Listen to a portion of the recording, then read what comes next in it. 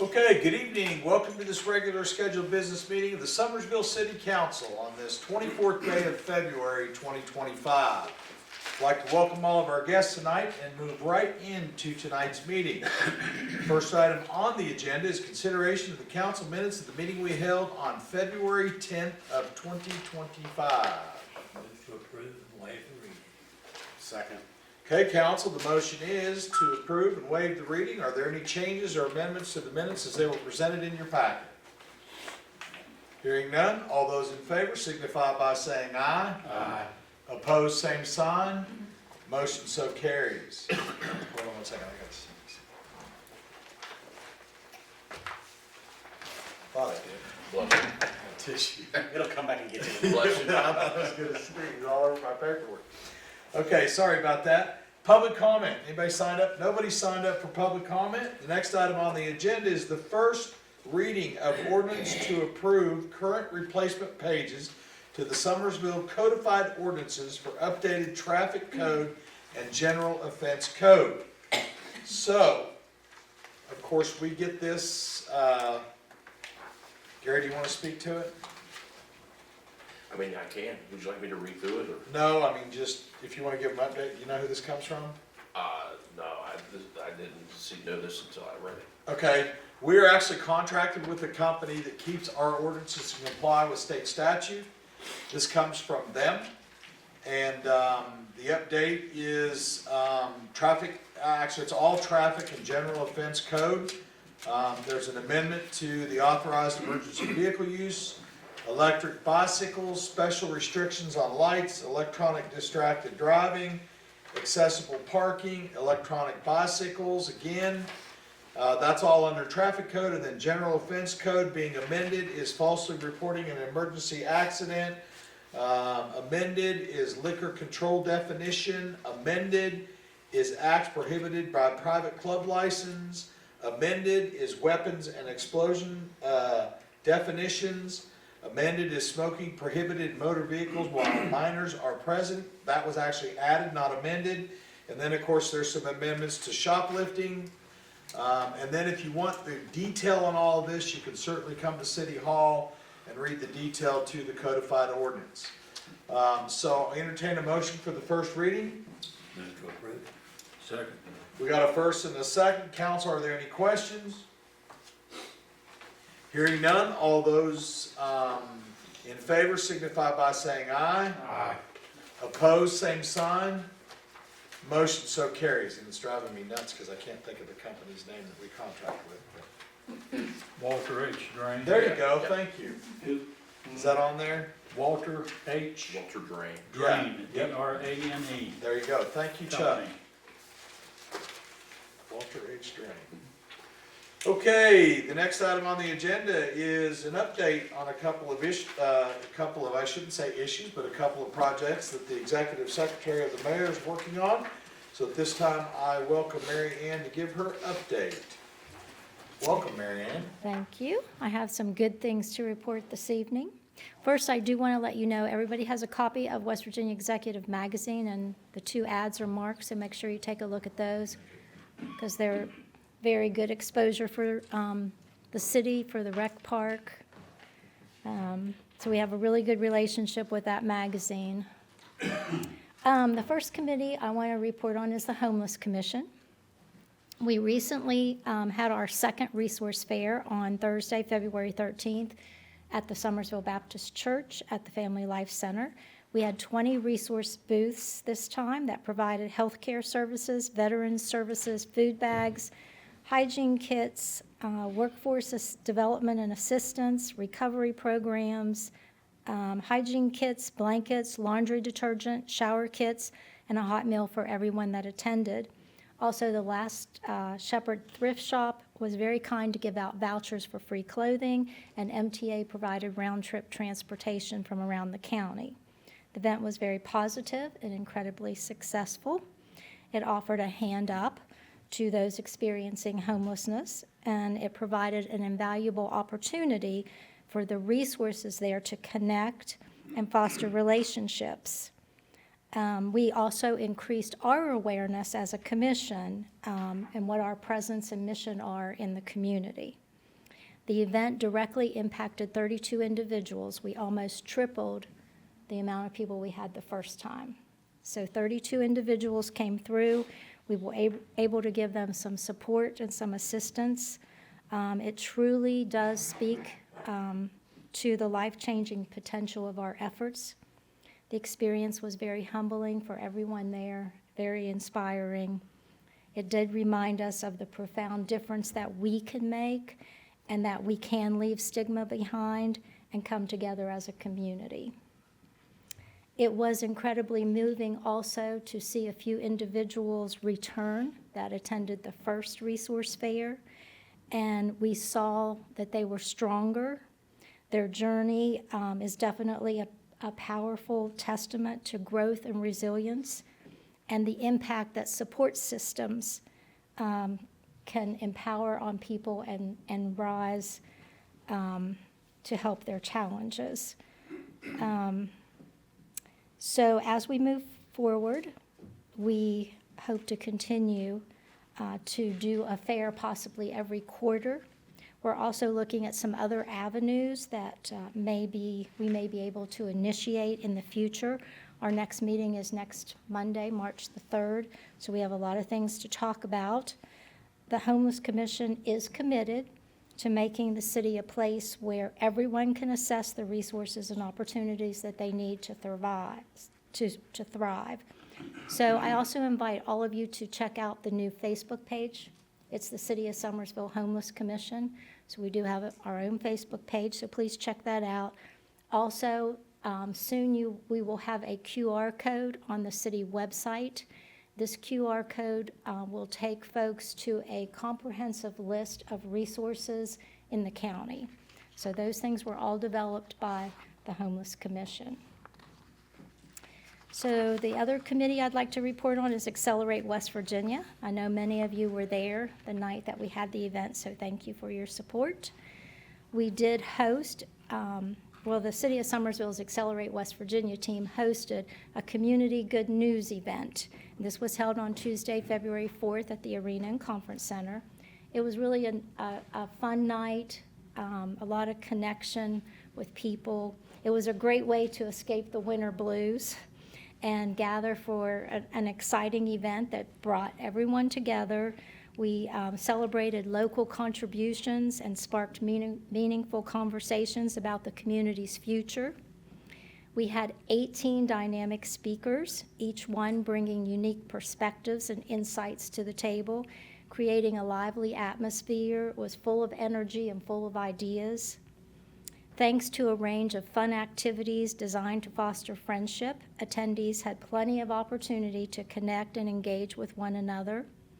The lively environment was enhanced by booths that were set up by various businesses and organizations, and these booths offered the chance to interact, to learn about services and that these businesses and organizations offered. Some of them gave out some trinkets, which made it a personal touch for the evening. There was also an array of appetizers and beverages and door prizes. One of the highlights of the night was the live auction, which featured donated items from generous local businesses and organizations, from experience packages to coffee to bourbon to a fire pit to a famous Nora Ramsey pie. The auction was really a fun way to end the evening. The outpouring of support from local businesses showed a deep commitment to the well-being of the community, and the competitive yet friendly nature of the auction made it an exciting way to end the evening. Got a little competitive, didn't At the end, it did. I think we made a very nice lady very happy that night, too. An essential aspect of the evening was the live poll that we did, and this allowed attendees to voice their thoughts on the community's needs, the challenges, some projects that they thought that might make a difference in the community in the future. So this information is going to help the Accelerate team focus on creating a sustainable, impactful project that will resonate with the community's needs. And so actually tomorrow evening, the Accelerate team will meet and we will talk about the event, and then we will take the results of the live poll, which I've already seen a lot of them, a lot of good ideas in there. So we'll take all of that information and move forward with it as we try to develop our project for the community. So thank you, Mayor, thank you, Council, for supporting the Homeless Commission and Accelerate West Virginia, and I will look forward to reporting more good things in the future. Thank you, Mary Ann. Thank you, that's awesome. That was a good event. Oh, I can do it again. Great update, thank you, Mary Ann. Okay, the next item, Recorder's Report. No report this evening. No report. Mayor's report, I have just a few things. Council, the first thing I'd like to give you an update on, Aaron Bean, the new finance director, reached out to the Stave Mill and Phil Cornett to do a follow-up on the requirements that were per the contractual agreement we had with them. And so the agreement stated for 2024, the Calvin operation would have 34 full-time employees with a gross payroll of $1,418,560. So the updated information that we got at the conclusion of 2024 is they have 37 full-time employees with a gross payroll of $1.541,377. So they clearly went above and beyond what the requirements were for the funding that we gave to them as an investment for that very thing, the payroll of the employees and what it does for the entire county. The city grant applications, just want to remind everybody, is this Friday. You got to have your application in by 4:30, close of City Hall, and or postmarked by Friday the 28th. Council, I'd like to ask you to move the finance meeting from March 6th to March 11th. Does anybody have a conflict with March 11th? And actually, the reason I'm moving is we had a couple of people that had a conflict with the March 6th date. And I just want to make sure March 11th works for everybody. Good that way, good this way? Good, good, okay. 6 p.m. there. 6 p.m. here at City Hall, March 11th. Okay, and council, the last thing I have is got an invite or a special invite for elected officials. And of course, it starts out by saying we're not taking no for an answer. On Saturday, March 8th at 2 p.m., they're hosting Freezing for a Reason at the Nicholas County Pool. They're asking you to take a plunge fundraiser at Veterans Memorial Park. The goal to raise much needed funds for the Nicholas County Pool so our community can make a splash this summer. As a leader in Nicholas County, I'm reading what they wrote, okay? As a leader in Nicholas County, you should just be challenged. You have two choices. One, be bold and take a plunge for just 20 bucks. You could jump into freezing water for an amazing cause. Two, stay warm and dry, but it'll cost you. The no jump penalty is $200 to keep your cozy comfort. Oh, goes on to say, oh, and if you think you could sneak out of this, think again. We will track you down and publicly harass you on social media until you fork over your 200 bucks. Let us know how you're participating, and we'll see you on March 8th. And of course, this comes from the Nicholas County Foyer. And I also know who the author of this is, too. If you know who's running the pool, that's who the author is. So anyway, they challenged all of us to go take the plunge for 20 bucks or 200 bucks and don't think you're going to get out of it. So anyway, I thought that was cute. Okay, the other thing I want to do, and I don't want to mess this up, Mary Ann, and I started making the note on it, but I wanted to recognize Sam, but I don't want to get what he got wrong. What was the... Civic organization. Yeah. So I want to praise Sam Young, SCTV, which I can't say enough about that young man and what he's accomplished with SCTV. He's taken us to levels I personally believe we've never been at from the standpoint of production. And again, Sam has done a wonderful thing as a leader because it's not all about him, it's about the very people that he surrounded himself with, like that young lady back there, Julie. He and his team, I'm telling you, it's amazing. You know, I told Sam the biggest credit I give him for SCTV, to my knowledge, my phone used to ring a lot on complaints about SCTV and its showings and duplications. And under the leadership of Sam, I proudly tell him I've yet to receive a phone call or a complaint about SCTV.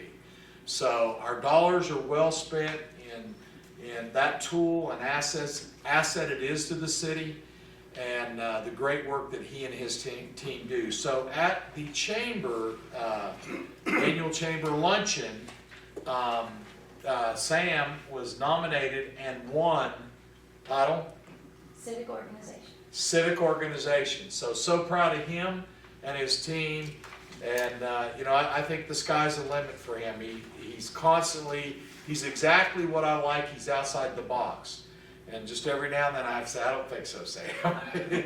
But for the most part, he's an incredible young man, and that's exactly what we need in a position like that, is somebody that's constantly going after it. And again, kudos to him and his entire team, because it's not just about him, it's about the work that they all do. So it's greatly appreciated, and I'm super uber proud of Sam and what he's accomplished with SCTV. So I just wanted to give Sam a shout out, public shout out. That concludes the mayor's report. How about council reports? Any council items? Nope. Okay, council, I will tell you, I'm not ready to go into executive session, but I will tell you that I did have my first introduction and phone call with a serious and real potential buyer for Noah Corp., which has been a long-standing arrangement with the city of Summersville in our hydro project. Jim and Ann Price, the history of that is Jim's actually the individual that carried that project to this county, which eventually was taken up by the city. It's been an incredible run, but as they are in their 80s and they've decided that it's time for them to start working their way out, we have a real serious potential buyer for them at the table. I met with them the first time today. They are in a non-disclosure agreement. The company did want to meet with me, and I hope to. And actually today, one of the things that I asked them to do in the very near future, there's still some deals that need to be worked out, or some, you know, it's a very complicated arrangement. And then also we dug into our agreement with them. There is some things that they would like to maybe tweak in the agreement. And so I asked them to please present me with the legal language, but I feel pretty sure by the next meeting I'll be ready to give you all a full update in executive session. And of course it will stay that way until it's public on behalf of Noah Corp. and their deal is sealed. So I just wanted to give you an update that I did finally get to meet with the company today that they've been in negotiations with now for about 8 months. So it's getting close to potentially a closing. Okay?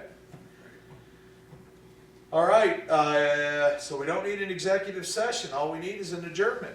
Move to adjourn. Second. Got a first and a second. All those in favor signify by saying aye. Aye. Opposed, same sign. Motion so carries. Council, have a good evening.